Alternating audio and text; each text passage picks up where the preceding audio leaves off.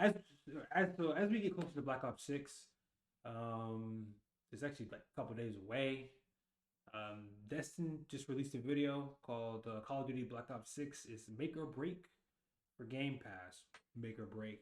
Some thoughts before that? I don't think so. I think Game Pass would be fine if Black Ops 6 was a flop. But Black Ops 6 won't be a flop. It won't be. Um, so I don't have to worry about that. But I still think even if Black Ops 6 hypothetically was a flop, it wouldn't matter too much because I think Game Pass is already, you know, made itself like what the fuck is the term, bro? It's already established itself as like a good service. So I mean, I don't know, but let's see what Destin has to say. Biz had a pretty spicy opinion piece go up over the weekend, and I wanted to talk about it because this opinion piece says that Sony is going to make the most money, potentially, from Call of Duty Black Ops 6 releasing. I don't, that's not how math usually works, but let's talk about it. Yeah, I mean, all that money would go back to Xbox since they own Activision. So I'm not sure if you've been paying attention, but over the weekend, this piece went out and got community noted. Depending on how the Game Pass situation shakes out, Sony could end up being the company that enjoys the most black ink on its financials from Black Ops 6, which is a bit of a bum note in what should be a triumphant moment for Xbox. And this one got community noted. You can see it says, it is mathematically impossible for Sony to make more money on Black Ops 6 than Microsoft. Microsoft gets 80% of the money made on every sale of the game on PlayStation, while Sony only gets 20%. This is before considering money from platforms Sony gets no cut from. Yeah, so like if you talk about the other platforms like the cloud gaming platforms as a small example. Mm-hmm. PC, Call of Duty Black Ops 6, I believe, is one of the first Call of Duties that will be launching on Steam day and date. It's also going to be on all of the Xbox platforms, and it will be on PlayStation. It will be on all the PlayStation platforms, and eventually it will even be on the Nintendo Switch. So I wanted to actually read this article. It's an opinion piece, so obviously we all get roasted for our opinions. I know I have from time to time. Let's hear what they have to say and why I do not agree with this take. Black Ops 6 is make or break for the Game Pass strategy. I don't think that's accurate whatsoever. I have Exactly. no reason to believe that this is going to be make or break for the Game Pass strategy. Next week, that eye-wateringly expensive deal will face its most important test yet, referring to the $75 billion deal. The launch of Call of Duty Black Ops 6 will be a major data point for Microsoft itself and for external observers. That's because Black Ops 6 will be available to Game Pass Premium tier subscribers at launch, a major coup for Game Pass, but one whose costs and benefits remain pretty much impossible to predict. Well, not exactly. If you actually break down the math, we know as of February 2024, there's 34 million people subscribed to Game Pass. Let's say the subscription numbers, because it ranges from $9 to $20, and there's all these different tiers. Let's say an average cost would be about $16 if you average out where everybody's Yeah. subscribed. $16 a month times 34 million is $544 million a month in revenue for Xbox Game Pass. So we already know it's profitable, but you're never going to see an article that is like, this is incredibly pro consumer. I can't believe we're getting access to Call of Duty for $20. That's kind of cool, at least on the Xbox platform. This strategy could pay off for them. And if it doesn't pay off for them, it's going to pay off for you and me getting a cheap deal on Call of Duty games. And by the looks of things, quite a good one. So Yeah. one of the things. That's the thing with Game Pass. Game Pass, it's just it's so good for the consumer. It's so good for the consumer. You pay $16 a month, and you get a rotation of games. Some games that stay there forever. Some games come and go, right? But you get to like try different games only for $16 a month, and you get huge catalog of games, bro. Like you get the entire Yakuza franchise, except for like a dragon, and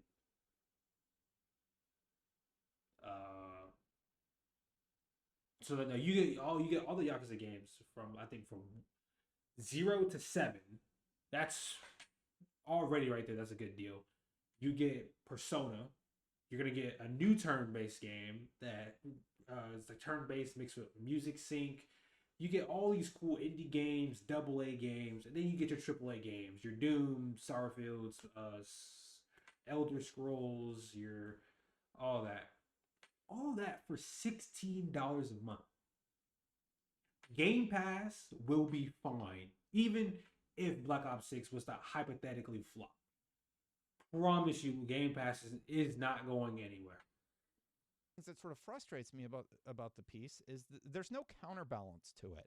Like if you look at all the reporting around Microsoft, it's overwhelmingly negative most of the time, especially with Xbox. In 2022, Jim Ryan is saying our games could suffer if they went straight into PlayStation Plus. That was proven false by Stray's success, and I believe Steve Sifu also launched day one, and it was also successful. In 2022, an Xbox exclusive Call of Duty would not be profitable. It was very clear that Microsoft never intended to make this exclusive, and Jim Ryan was flying all around, and everybody was reporting about how bad this would be for PlayStation if it went exclusive, and Microsoft's like, we're not going to do that. We're going to make 80% of the revenue. PlayStation purchases are going to pay for all of this. So, of course, we're not going to do that. Sony would end up being the company that enjoys the most black inks on this financials from Black Ops 6. I just don't get how the math works there. And then in GI.biz, Jim Ryan is quoted as saying, he did not believe Microsoft's decision to make Starfield exclusive to Xbox was anti-competitive, although he doesn't like it. Well, Jim Ryan makes stuff exclusive all the time. Like, just looking at all the reporting over the years, it's all like, oh, we got to help Sony. Poor Sony making billions of dollars and being profitable with their consoles. I mean, it's true. I mean, I'm not gonna sit here and say that there's an Xbox tax or whatever, but Xbox has been, I think, has more been more criticized. People are more critical of Xbox than they are for Sony, and I think it's because Sony has proved themselves, while Xbox still hasn't yet. And I think that's fair, but like this saying that Call of Duty is gonna be more profitable on PlayStation than Xbox, given that Xbox owns the development studio that made the game, is ridiculous to me. That is just it's dick riding at its finest. It's dick riding at its finest. That is an insane state. I don't even know how you can even come to that. And bad Xbox. Logically. However, right? only Call of Duty was actually has left the company in an odd position, since it now owns a massive franchise that generates a very large slice of its revenues on PlayStation. How does that put them in an odd position? They're going to make if more people play it on PlayStation, that's more money for Xbox. Or of the revenue from every single game that is sold on the PlayStation platform. And if people come over to Xbox because they want to do the cheaper fee, they've now converted one of those users into an Xbox user potentially for life. It needs Call of Duty to be a big deal on Game Pass in order to grow the subscription service, which is seen as a crucial metric of success of its overall games business. Now, that's not quite accurate. I think that metric is no longer quite as important as it used to be. Xbox players will need to be on the most expensive $19.99 a month tier to get Call of Duty on launch day. As you know, they did make some changes, and I do agree that the changes weren't necessarily great. The company needed to be satisfied that Game Pass would be an attractive option for fans of the franchise without risking sinking launch revenues for the game. I'm not sure that's actually a balance that can be successfully struck, and I suspect that some internal discussions about whether COD should even appear day and date on Game Pass were pretty heated. I agree with that. They probably were. And there's been some reporting about that. But there wasn't really a choice here. Without the ability to leverage this IP to push Game Pass, the entire value of the Activision Blizzard acquisition to Xbox would be thrown into question. I don't think that the pushing Game Pass thing is a big initiative at Xbox and Microsoft anymore. Is it an important metric? I suppose I can give the author that one, but I don't think Yeah. it's like the metric that Bell, if you like the content thus far. Let me know what you think about the lighting too. I went for the moody lighting for this one. Now, this take I did kind of agree with. This, we end up with a bit of a hallway house of compromises. Black Ops 6 goes to Game Pass on day one. A coup for that service, but only the most expensive tier and only after a price hike for the service. The price changes, I do think, are of note because there is a potential that like we could see continued price increases, but that's how it goes. Get while the getting's good, internet, because eventually those prices could change. And like with my Disney Plus subscription is a great example. I'm like, this no longer is a valuable proposition to me, and I canceled it, and I never looked back because they just raised it too high. And you should do that with your Game Pass subscription if it gets out of control. Yeah. If many people subscribe for a month to play the game and then cancel, that doesn't happen. There's a whole law where I think the EU made it where you had to tell people they were still subscribed to stuff. So it's very obvious that people just are bad at canceling their subscriptions, right? So that's not going to happen. It'll still end up being a significant loss to the game's revenues, which is no doubt a significant fear for some people involved in the planning of this launch. I don't know that that is a fear. I don't think they're going to lose a ton of revenue on Call of Duty. Depending on how the Game Pass situation shakes out, how many new subscriptions this drives, and how long those new customers stay subscribed, it remains at least marginally possible that Sony ends up being the company that enjoys the most black ink on its financials from this launch, which is a bit of a bum note in what should be a triumphant moment for Xbox. Make no mistake, this is still a triumphant moment for Xbox. The argument is they have to spend, let's say, $300 million on this Call of Duty entry. So they have to like deal with the fact that, okay, well, we have to make more money than the $300 million initial investment. And this is the argument that I've seen online. If that was the argument being made, I don't feel like this article did a good job of making that argument. And the problem is they ended up talking about Game Pass more than anything. And it's like, hey, well, they got to pay this back. Are they going to make enough revenue to pay back the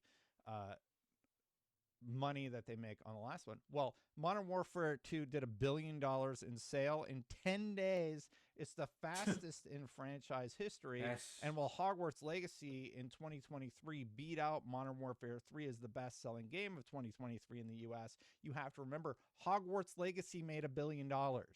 So you're talking about billions of dollars here. In like 10 days, the odds that it's not going to work, it just doesn't make sense to me. Because people are going to pay for those Part cosmetics. of the issue here is that the strategy battle around passes. Activision Blizzard's People are content gonna on buy it. Xbox and Game Pass over the past few years has been very, very slow to take shape and quite weird in the shapes it eventually assumed. And he goes on to talk about, like, there's not a lot of Activision games. Where's the back catalog? I do agree with that.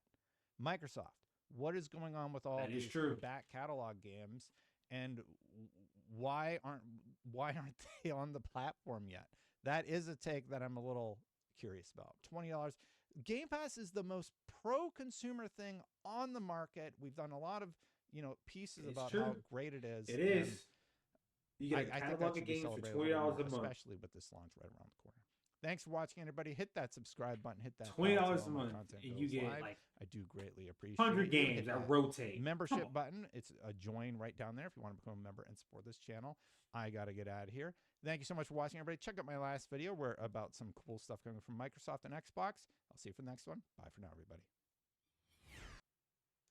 I think it was a good video. I think Destin is correct on almost everything he said, really. Yeah, Xbox, where is that back catalog of Activision games? Come on.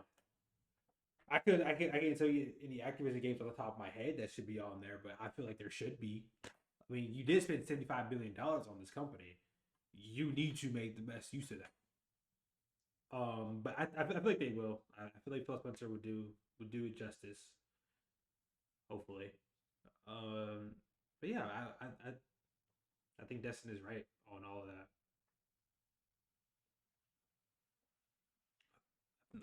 I think he's correct. Anyway, like, comment, subscribe. Let's go. And I'll see you in the next one. I'm in the whip with authority, looking like Skybri, she got a body, ayy. And she been calling me daddy lately, want me to put her in Cartiers. And the bitch deserve it, put in work for the money she earn it. Give me top every night, lip service, never gotta block these hoes, she worth it. I'm out in Abu Dhabi, with a bad bitch, look like Skybri.